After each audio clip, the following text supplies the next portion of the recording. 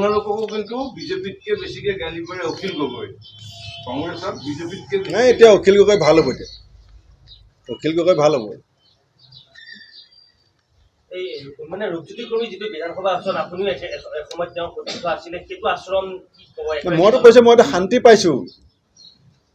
আমিতো কংগ্ৰেছ দলৰ চব কৰ্মী নেতা শান্তি পাইছে যে কমচে কম আমাৰ দাদাই চবকে লৈ গ'ল একেলগে, নহ'লেতো আজি এই মহাপাপৰ ভাগি আমি হ'বলগীয়া হ'লতো।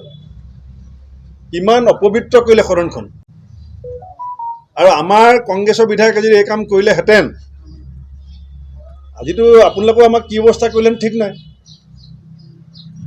এতিয়া বিজেপিৰ লগত চবেই ইমান লাগিব নোৱাৰে, লাগিব নোখোজে, বিভিন্ন কথা থাকে।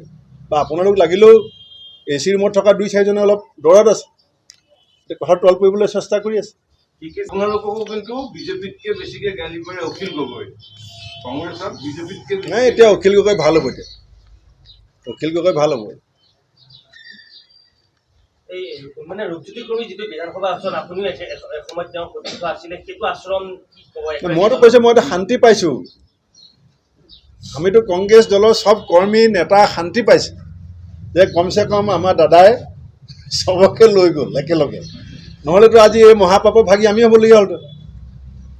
ইমান অপবিত্ৰ কৰিলে সদনখন, আৰু আমাৰ কংগ্ৰেছৰ বিধায়কে যদি এই কাম কৰিলেহেঁতেন, আজিতো আপোনালোকেও আমাক কি অৱস্থা কৰিলে ঠিক নাই। এতিয়া বিজেপিৰ লগত চবেই ইমান লাগিব নোৱাৰে, লাগিব নোখোজে, বিভিন্ন কথা থাকে। বা আপোনালোক লাগিলেও এ চি ৰুমত থকা 2-4জনে অলপ দৰত আছে, কথা তল কৰিবলৈ চেষ্টা কৰি আছে।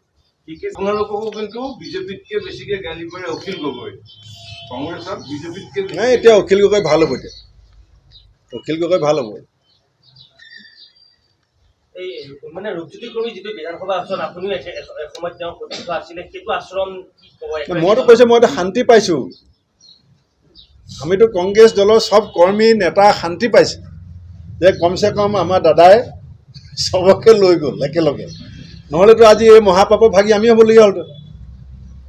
ইমান অপবিত্ৰ কৰিলে সদনখন, আৰু আমাৰ কংগ্ৰেছৰ বিধায়কে যদি এই কাম কৰিলেহেঁতেন, আজিতো আপোনালোকেও আমাক কি অৱস্থা কৰিলে ঠিক নাই।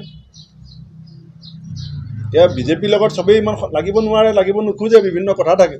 বা আপোনালোক লাগিলেও এ চি ৰুমত থকা 2-4জনে অলপ দৰত আছে, কথা তল কৰিবলৈ চেষ্টা কৰি আছে।